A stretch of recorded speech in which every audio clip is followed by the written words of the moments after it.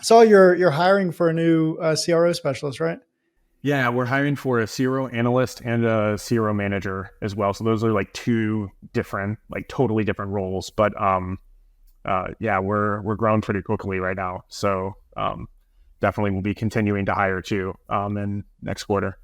Yeah, and CRO is y'all's bread and butter, right? Do you go Yeah. into the CVO at all, or do you stick towards the acronym CRO, or what? Do you lean either way? Oh my God, you just opened up a can of worms that you don't even realize, Colby. I'm gonna make everyone mad simultaneously on whatever take I have on this, but yeah. So I encapsulate it all within the field of experimentation. So I know for like e-commerce companies, like they're obviously using that term more and more thinking about it in terms of repeat, consumer goods purchases and things like that. But yeah, I think the naming wars of the experimentation world are pretty feisty right now, and everybody's got a hot take on it. Hmm. Just where the industry is right now, it's like imagine like a decade ago in SEO when it was still kind of the Wild West. Like now everything's formalized, right? So there's not people doing weird spammy things, and like the quality of the agencies have increased over time. Kind of the bad actors like falling off the board. CRO's going through that right now, and it's Hmm. really weird to watch because I've been doing this for so long, and for 16 years, I complained about how there wasn't more adoption for it. And now for the next 16 years, I'm going to complain about how there's a bunch of people doing it poorly, I guess. Well, that brings up a really good question, which I'm going to table for a second and start with asking, can you, but like before we get into this whole conversation, can you just define what does the role do, or like what is the role of CRO for a company? Like, what does that look like to you?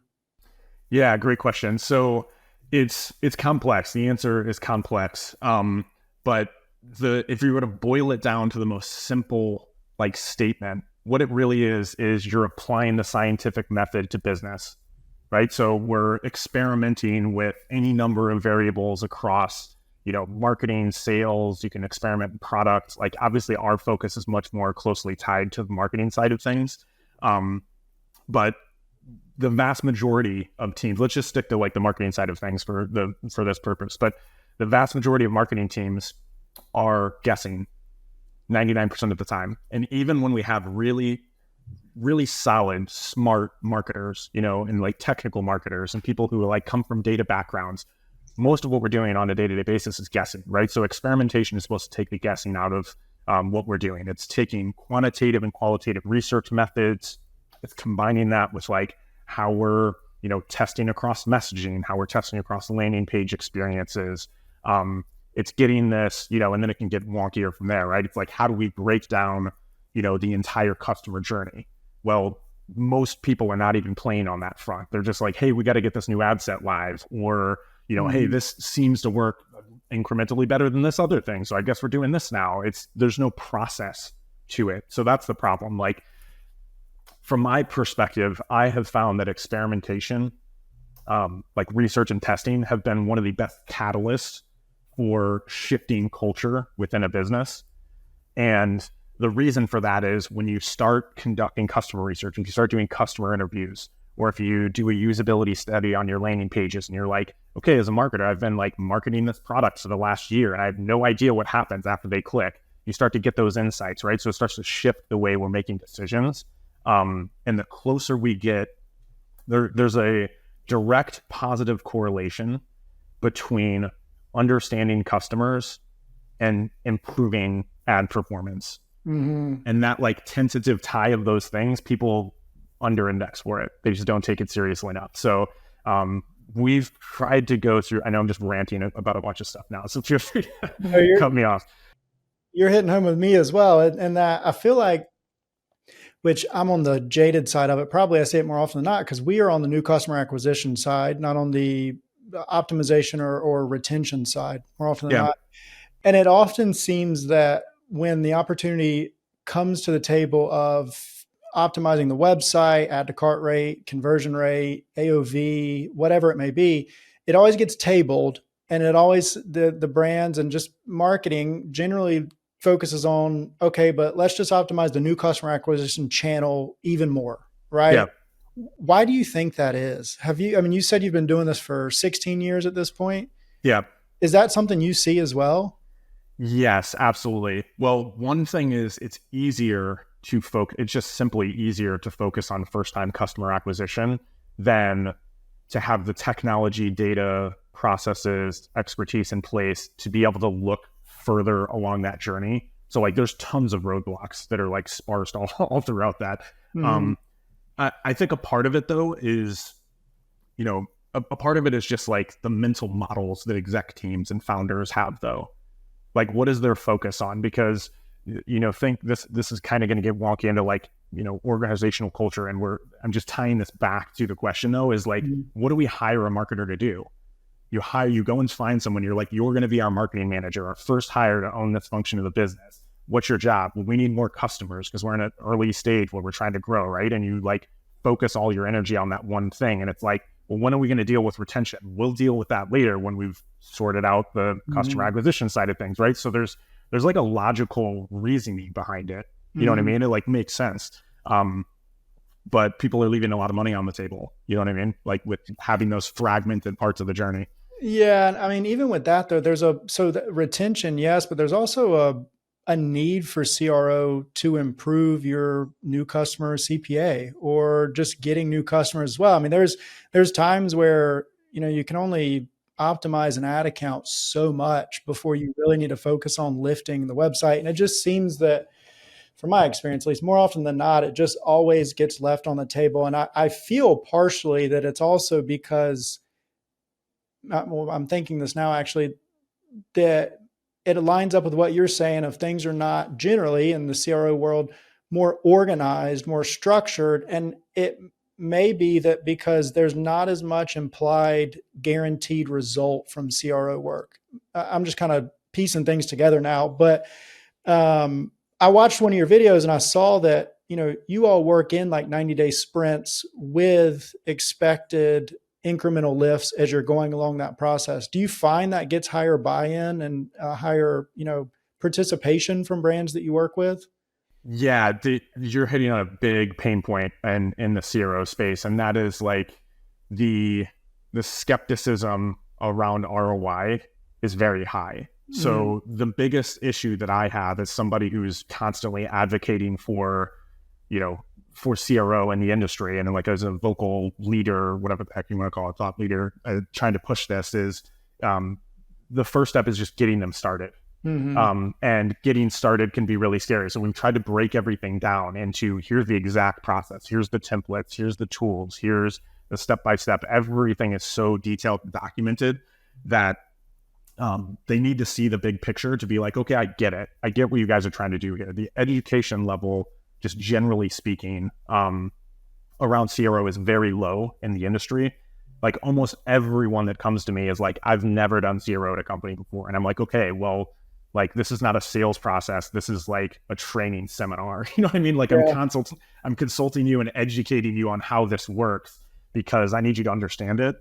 And I need you to understand, like, if you're going to be a client of ours, this is how you can be a great partner with us to make this successful, right? So we are kind of different part of the question here is like, how do you prove the value of this? Because a lot of people will go, like every company of a certain size is going to go get a paid search agency or an SEO agency or paid social agency. This is not a mandatory thing that's in every company's budget, right? So there's a bit of an uphill kind of battle to be like, hey, here's the value we can drive. So I've spent the last 16 years tracking all of our data, not just like, hey, here's an individual winning test for a case study or something. It's like at the CRO program level, when we insert this into your business, what does the data look like within that first 90 days?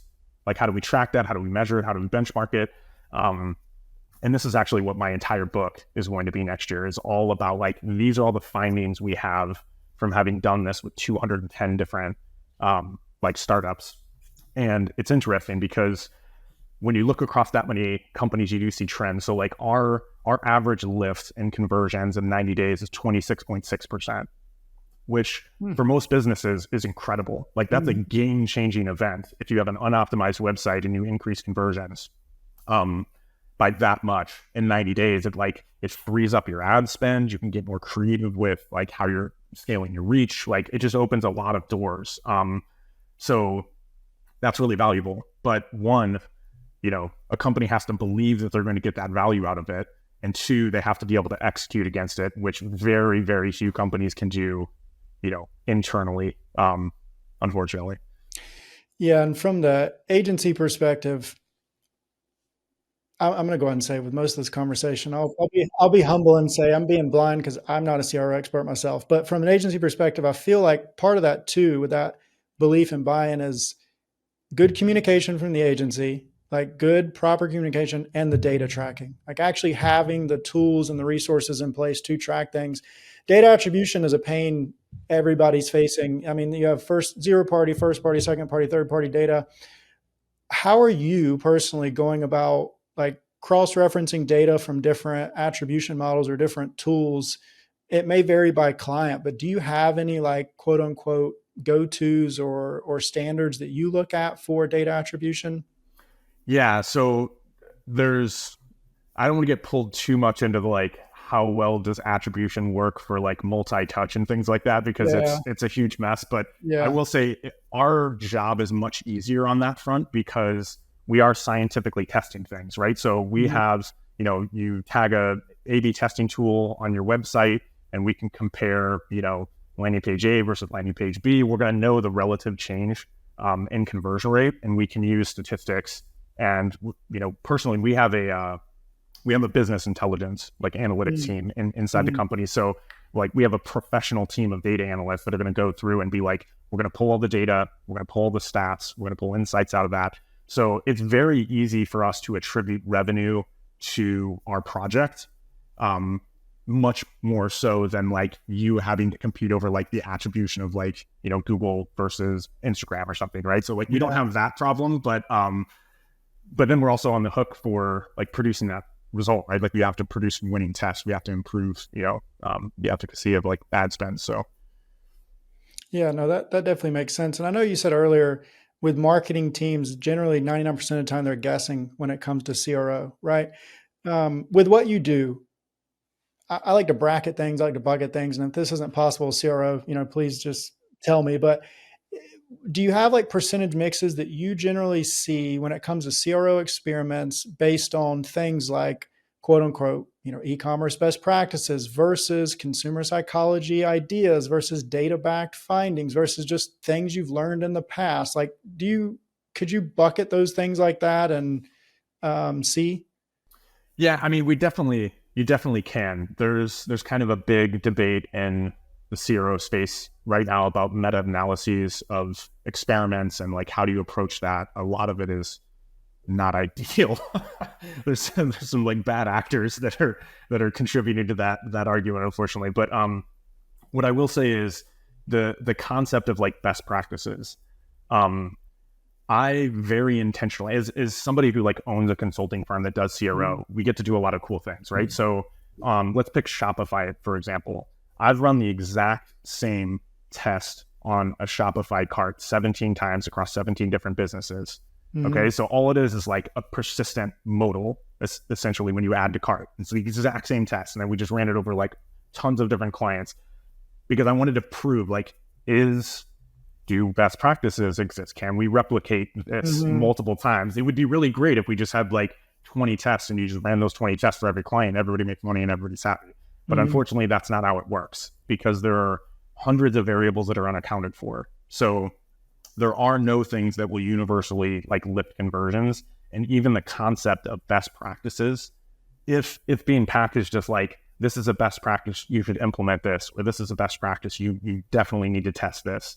Um, there are no such thing as that. Like every business is going to have different struggles. Like I've been doing this for so long. I've worked with direct competitors at different times, obviously, from an agency perspective, and the type of research we do and the type of tests that we do are completely different. The strategy is totally customized, even as direct competitors, because the inputs are different. Like the marketing is different, the branding is different, the products are different. Like there's just hundreds of unaccounted variables, right? So the only way that we can get, excuse me, not the only way, let me be really particular about this because I know people are going to watch it.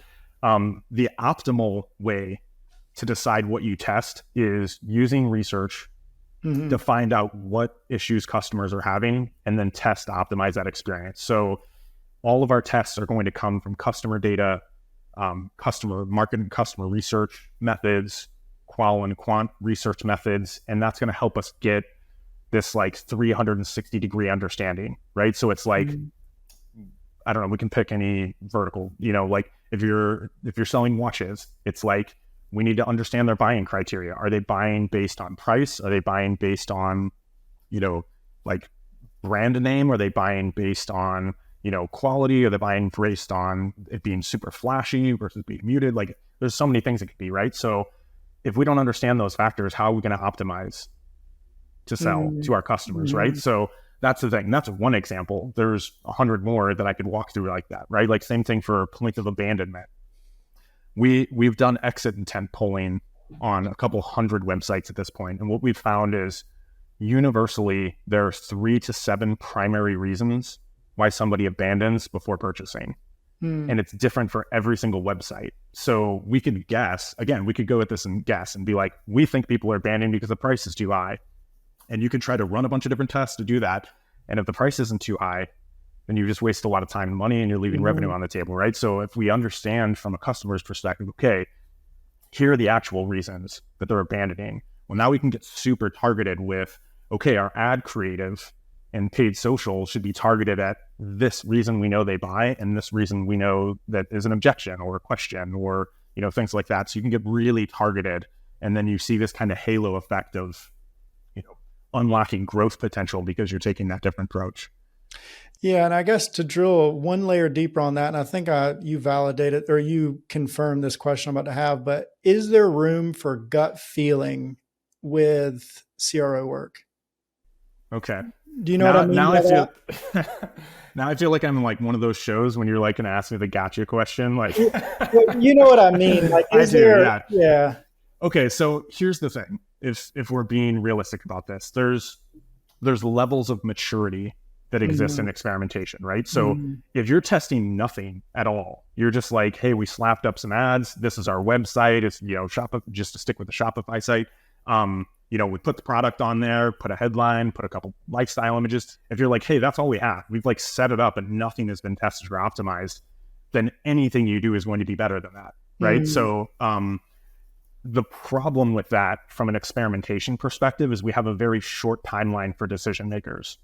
So taking it back to the concept of like, look, this isn't guaranteed in every company's budget. And not every e-com budget for a marketer is just automatically include CRO. That's not the case. So the problem is the threshold that you have to hit to prove the value of this is like you need returns on very short timelines. So we've found that like you have about an 85 to 115 day runway to show the value of CRO, and then your budget gets cut, right? So if you're going to do it, you need to do it the right way, right? Because we just run 10 flat tests in a quarter, and what's the conclusion that they're left to draw? It's like, okay, this didn't work. This doesn't work at all, or we just couldn't get it to work, right? So if you're going to approach CRO, the best way to do it is like, let's start from day one with the right processes, conducting research, making sure we're moving quickly with getting testing going. And then you have the best shot at like producing that value. And then once people are kind of bought in, like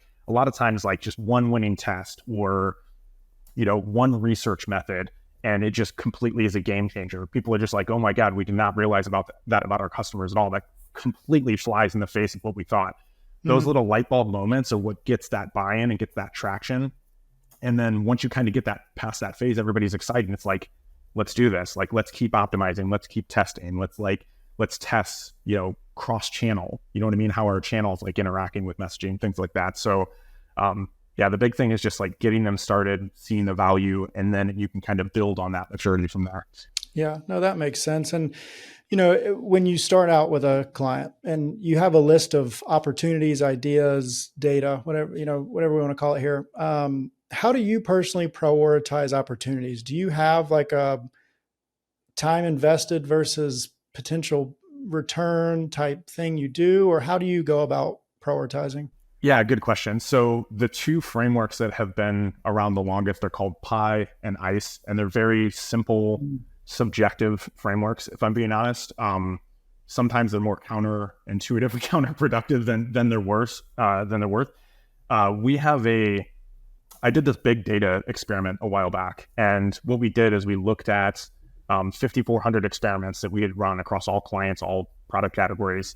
And what we were looking for is like, what are the factors that are going to lead to a higher probability of a winning test?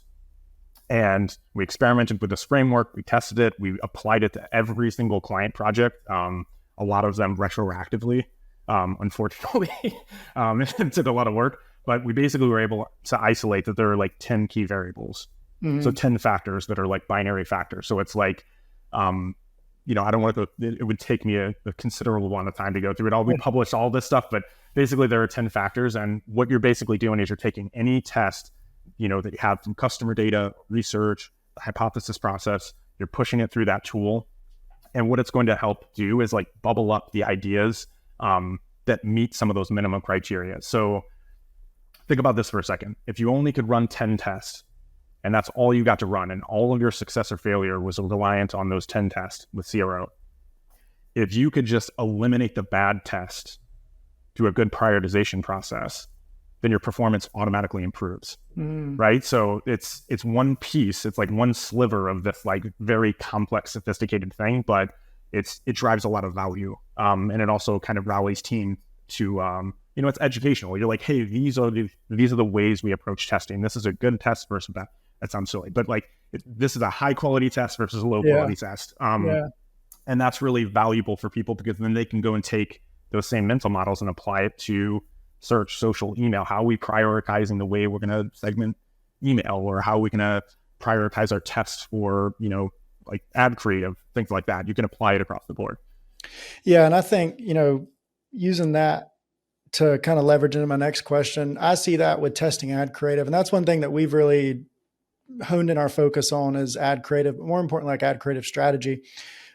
From my perspective, and I would love your input on this as well, because you probably deal with a lot more data and a lot more insights than I do, is I feel like a big opportunity or just a big bottleneck that a lot of teams, companies, agencies, all marketing face is there is so much data out there.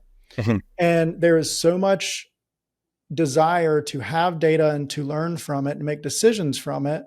But companies also move very fast. So the realism that people and teams actually take data and store it and use that to guide future decisions is oftentimes very low, right? Mm-hmm. Yeah. How do you go about, you don't have to tell us how you store data, but how do you go about making sure that learnings stick so that like things don't get double tested or triple tested? Yeah, it's a difficult thing to do, being radically honest.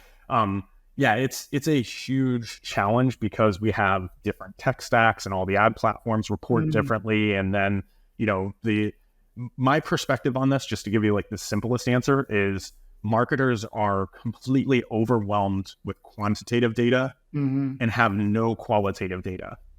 That's the actual dynamic we're working with. So like, this is my opinion. You know what I mean? I'll state this as an opinion because, it's backed in a lot of experience, but I actually think qualitative data is much more important for marketers because you're already going to be your campaign structure and how you're managing your bid strategy and how you're allocating budget. Like marketers are good at those things. That's what marketers do, right? But when you take a great marketer and you give them qualitative insights, it changes everything and instantly. So that's why we do things like customer interviews and, polling and surveys. I had a funny example. I talked to this e-com company. They're doing, I don't know, maybe like 30 million like a year, like run rate, which is highly successful e-com company. You know what I mean? And a lot of e-com companies wish they were doing 30 million a year. So the thing is they had this post-conversion survey set up because it's like, hey, you got to have a post-conversion survey set up. And it was just like attribution to channel. It's just like, how did you hear about us? They had 380,000 responses to how did you hear about us? And it had been running for like years. And we're like, why are you guys doing this? Yeah. And they're like, well, somebody told us to like set this poll up and then we forgot about it. And then like, you can take that exact customer touch point, like right when somebody's purchased, especially for the first time. That is such a great way to get an understanding of like, okay, how'd you hear about us? That's great. Like, we had an attribution problem. We set this thing up. It's kind of like not great data anyway. How about we ask them real things? Like, why did you buy from us instead of competitors? That's Yeah. more valuable, right? You can take that immediately and tie that right back to like all of your campaign strategy, right? So, and there's dozens of other questions you could ask as well. Like, what other products did you look at?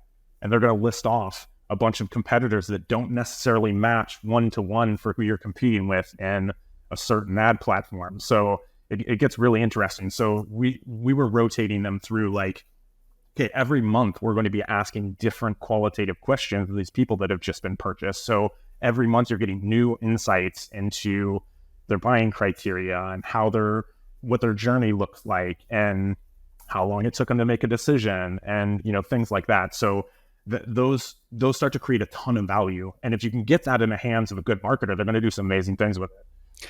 Yeah, post-purchase surveys, shout out to no commerce. Post-purchase surveys are huge, especially for D2C brands. I know you said at the beginning that kind of like SEO, where it was just wild, wild west and anybody and everybody had a service or an agency that did it and you keyword stuffed. And, CRO is similar to where SEO started out that way and now it's more formalized and more structured, and CRO is kind of in that tightening phase, right? Mm-hmm. Yeah. Where do you see the landscape of CRO being in the next like 3 to 5 to 10 years for an agency, but also just as a role?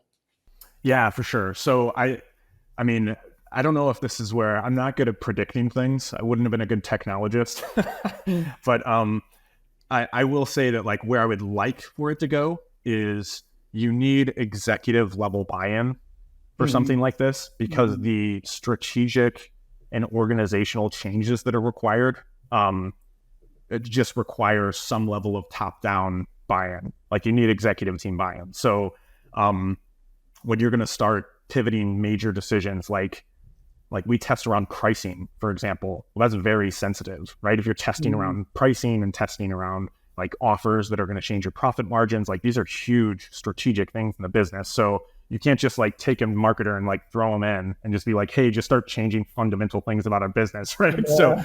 So you need a little bit more buy-in. So I think that adoption will come over time and probably faster over the next 5 years than it did the last. I also think that we're at a point now where we're past the phase where, A/B testing platforms were like, all you got to do is tag this tool on your site and automatically you start printing money. That was a really bad way for them to message things in the marketplace, create a lot of unrealistic expectations, and kind of misinformation. And it's unfortunate. So we've as a community had to been like, no, you need a team and you need a process and you need tools and you need a structure around what you're doing. And so I think the technology part we have handled. Like there's great data platforms, there's great testing tools, there's all kinds of cool tools that you can hook up into a website to get data and stuff. The next part of that is like the process, which we worked on as an industry. And I'm seeing that getting better. People understanding the process, showing up to me and be like, we've never done CRO, but I've been watching your stuff for years and I like get it now. And I'm like, okay, great. The team part is going to be much harder though, because it's a function of, to want to allocate the amount of team time and effort and cost into something, you have to believe you're going to get a return on it, right? So again, it's like, this is a 90-day sprint where we're going to like show ROI and then we're going to build the team out, right? So there's too many people who are thinking of it as like all or nothing. They're like, oh, what do we have to hire multiple people to like just focus on this thing? Like you can't start there. So, again, back to like my whole talk track of all of our content is like, we're just focused on like, how do we get people started and get them ROI positive? And then we know things will like progress from there. Yeah. And I think too, one thing that'll be beneficial for the role and for agencies and CRO is just the continued rise in cost in CPMs and just new customer acquisition across channels, right? Because people are going to see that they need to continue to have cost optimization through CRO and things like that. And the biggest thing that I'm hearing from CMOs, like my most common touch point is like I talk with CMOs like almost every day, sometimes CEOs and founders and stuff, but most of the time CMOs. And like the big thing that they're struggling with is they're like, we don't have audience insights. We don't have all these levers that we used to have. Privacy is like killing our ability to be able to, to be able to do the things we used to be able to do to understand customers. So there is going to be an external pressure for those senior, marketing leaders to have to go and pursue these other things now. Like, it's almost kind of like it was a nice to have as a luxury before, and now it's table stakes. So I think that external pressure is going to help CRO in general, because they're going to be like, we can't get what we need here. So where do we go and find that? Then they're going to, okay, well, let's do some customer research. Like, let's start testing the website. Like, we don't have any more levers left in these ad channels. So like, what are we going to do now? Well, you go to the site and you start optimizing it. So I don't know. That's the way I kind of see it, at least. Yeah, no, I mean, that makes sense. And this is kind of a left field question. And you may not have any, concern of it or thought about it, but as from a media buying perspective, as we continue to see TikTok with shops and Meta's or Facebook is continuing to want to have shops on Instagram and Facebook and keep trying at that. And Google is now talking about Project Magi, where in the future you'll shop on Google and things like that. Do you ever see a point where brands are more percent sales on platforms than they are on their actual website? Or do you think websites will continue to be a thorough driver? That's an interesting one. Yeah. I will say that, like, for some reason in the e-com space, like, obviously, like, everybody sells on Amazon, right? Like, why would you not, but then we all complain about the fact that they take a cut of that, and we're like, how do we get them off of Amazon and onto our site because the margins are better? And it's like this weird game of being like, okay, but it is a channel, you know what I mean? It is a channel, and it does help us grow. So the market is going to be dynamic. Like, ad channels are going to evolve over time. We've seen, giant ad channels, completely disappear. We've seen new entrants into the market. Like, it's always going to shift. Like, nobody predicted TikTok, right? I mean, that's crazy, right? I didn't, at least. But like, things like that are going to change over time. So there's always going to be, as long as demand exists in a marketplace, it's just a matter of us being scrappy enough that we can learn to adapt to these new channels. And I think the more we step back and stop thinking myopically about, like, this channel versus that channel, or like, like, we only want to do this channel. It's like, well, you don't get to dictate that. Customers are the one who get to dictate that. So instead of trying to take this, like, push kind of approach to marketing, like, you need to think more broadly about the customer journey, more broadly about growth. And if you're taking things from that perspective, you can be agile. If you're just like, I only have ever advertised on Google, and that's my specialty as a marketer, and I don't want to do anything else, well, then you might be in trouble. You know what I mean? Yeah. Because it doesn't work like that. Like, the world changes and evolves, right? I do think it'll be interesting to see, like, I thought Walmart was going to be much more disruptive when they started getting into channel. A couple of years ago, everybody was like, we're really afraid of Walmart. And they're like, that doesn't seem to have changed anything really, So I don't know. We get all hyped up in the marketing industry and we scream about stuff, but we don't really know until it comes to fruition that way. Yeah, exactly. Yeah, that makes sense. And so if you had to summarize everything that we've talked about today into a marketing mindset, what mindset should marketers or business owners have when it comes to CRO? Yeah, good question. I think the most important thing is being customer focused. If you put that at the center of all of your decision making in a business, it will instantaneously have an impact on, like, what your processes look like and how people approach things. So, you can take, like, a growth hacky kind of approach and be like, how do we spam them with a couple of extra coupon codes, or how do we, like, you can do a lot of those things and get some short-term wins. But when you put the customer experience at the center of everything in the business, you are going to grow faster. You are going to retain customers for longer. They're going to buy at a higher, like, your repeat purchase rate will be higher. So those, don't underestimate the value of that, because they steal it. And I mean, like, actually steal it. They're going to have responses to these things. So, do the right thing for customers and build all your processes around that. I love it. And for anyone listening that's in the stage of figuring out what they'd like to do in the marketing industry, what role or marketing roles do you think will have the highest demand opportunity in the next 3 to 5 years? Interesting. Well, I'd like to, in a self-interested way, say CRO, but I don't know if that's the case. So, oh man, that's so interesting. There's so many roles into and out of marketing. You know what I mean? You can come from so many different varied backgrounds, and you can become a marketer and leverage that into so many other things, in e-com or lead gen or SaaS. I personally think that like building research skills, like the type of things that we've been talking about, is a great differentiator because so few candidates have those skills. Even us hiring for the roles right now, we're like, hey, have you ever done a usability study? And they're like, I don't even know what that is. And I'm like, okay, that's okay. We can teach you how to do that. But if you showed up and you knew how to do that, how much value would you add into any organization? Because they don't expect that. They're like, we expect you to do this job. Here's the job description. Here's what we expect of you. Here's your goals. Here's your onboarding, all the normal stuff, right? But if you bring in some of those extra skills, especially really strategic skills that like kind of perk the ears up of people on the exec team, that's going to make you a great addition to any company. So, what those specific skills are going to be a little bit different for everyone. Everybody's got different passions, but I think like adding, data analytics, we're adding like research skills into the mix as a marketer is going to fast track your career for sure. It's like what exec teams would find valuable. Perfect. And last question for you here. Tell us, where can listeners connect with you or learn more about your agency? Yeah, absolutely. So always happy to have people follow on LinkedIn, just Jeremy Epperson. You can ping me on LinkedIn. I also answer questions. Hopefully I don't get flooded every time I do this. I feel like a bunch of people ping me with questions, but I will answer you. And you can also go to conversionadvocates.com. That's our website, and you can check out our services if you're interested. Awesome, Jeremy. Well, I appreciate you coming on today. Thanks for sharing all this with us. Awesome. Thanks, Colby. Appreciate it.